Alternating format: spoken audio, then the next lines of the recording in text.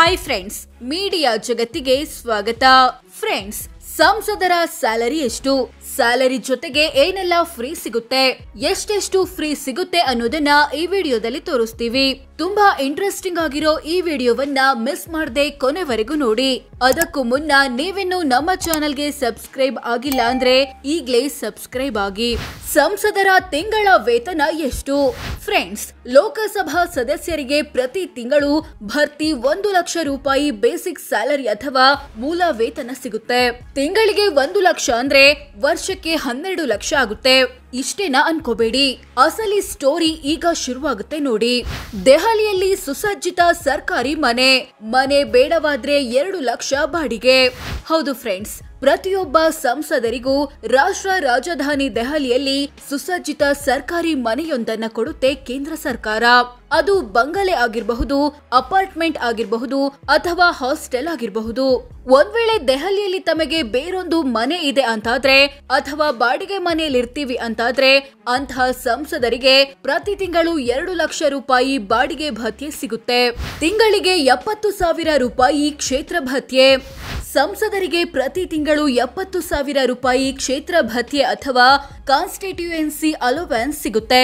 ತಮ್ಮ ಲೋಕಸಭಾ ಕ್ಷೇತ್ರದಲ್ಲಿ ಓಡಾಡ್ಕೊಂಡು ಕೆಲಸ ಮಾಡ್ಲಿ ಅನ್ನೋ ಉದ್ದೇಶದಿಂದ ಈ ಭತ್ಯೆಯನ್ನ ಕೊಡಲಾಗುತ್ತೆ. ಇದನ್ನ ಎಷ್ಟು ಜನ ಸಮರ್ಪಕವಾಗಿ ಬಳಸಿಕೊಳ್ತಾರೋ ಗೊತ್ತಿಲ್ಲ. ಸ್ಟೇಷನರಿ ಅಂಚೆ ವೆಚ್ಚಕ್ಕೆ 20,000, ಅಸಿಸ್ಟೆಂಟ್ಗಳ ಸ್ಯಾಲರಿಗೆ 40,000. ಲೋಕಸಭಾ ಸದಸ್ಯರು ಪ್ರತಿ ತಿಂಗಳು 60,000 ರೂಪಾಯಿ ಆಫೀಸ್ ಅಲೋವೆನ್ಸ್ ಅಥವಾ ಕಚೇರಿ ಭತ್ಯೆ ಪಡಿತಾರೆ. ಈ 60,000ದಲ್ಲಿ 20,000 ಸ್ಟೇಷನರಿ ಐಟಂ ಮತ್ತು ಅಂಚೆ ವ್ಯವಹಾರಕ್ಕೆ, ಉಳಿದ 40,000ವನ್ನ ಸಂಸದರ ಪರ್ಸನಲ್ ಅಸಿಸ್ಟೆಂಟ್ಗಳಿರ್ತಾರಲ್ಲ ಅವರ ಸ್ಯಾಲರಿಯಾಗಿ ಕೊಡಲಾಗುತ್ತೆ.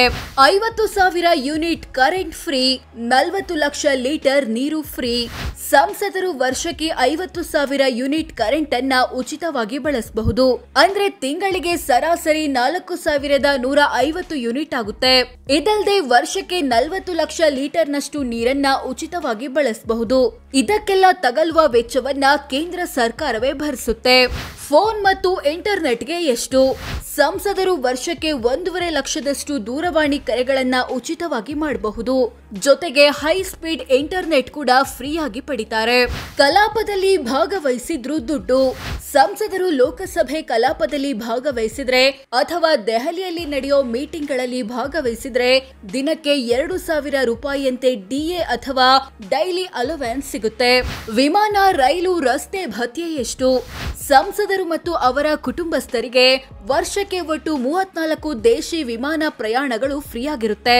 ಜೊತೆಗೆ ಅಧಿಕೃತ ಅಥವಾ ವೈಯಕ್ತಿಕ ಉದ್ದೇಶಗಳಿಗೆ ಫಸ್ಟ್ ಕ್ಲಾಸ್ ರೈಲಿನಲ್ಲಿ ಉಚಿತ ಪ್ರಯಾಣ ಬಳಸಬಹುದು.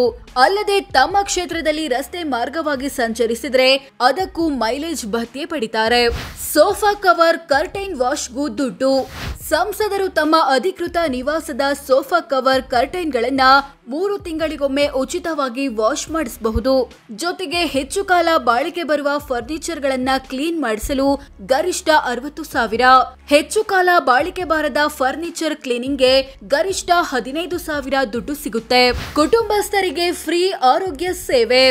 ಎಂಪಿಗಳು ಮತ್ತು ಅವರ ಕುಟುಂಬಸ್ಥರು ಕೇಂದ್ರ ಸರ್ಕಾರದ ಆರೋಗ್ಯ ಯೋಜನೆ ಅಡಿ ಉಚಿತ ಆರೋಗ್ಯ ಸೇವೆಗೆ ಅರ್ಹರು.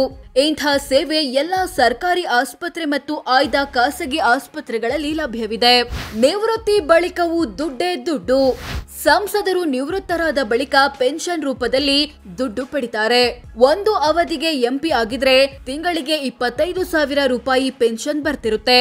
ಅಕಸ್ಮಾತ್ ಒಂದು ಅವಧಿಯ ನಂತರವೂ ಎಂಪಿಯಾಗಿ ಮುಂದುವರೆದ್ರೆ ಅಥವಾ ಹೆಚ್ಚು ಅವಧಿಗೆ ಎಂಪಿ ಆಗಿದ್ರೆ ಅಂಥವರಿಗೆ ಹೆಚ್ಚುವರಿ 1 ವರ್ಷಕ್ಕೆ 2,000 ರೂಪಾಯಿಯಂತೆ ಎಕ್ಸ್ಟ್ರಾ ಪೆನ್ಷನ್ ಸಿಗುತ್ತೆ.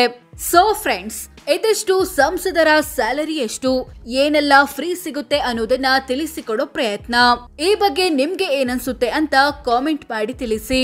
ಹಾಗೆ ವಿಡಿಯೋ ಇಷ್ಟವಾಗಿದ್ರೆ ಲೈಕ್ ಮಾಡಿ, ಶೇರ್ ಮಾಡಿ, ನಮ್ಮ ಚಾನೆಲ್ಗೆ ಸಬ್ಸ್ಕ್ರೈಬ್ ಆಗಿ. ಧನ್ಯವಾದ.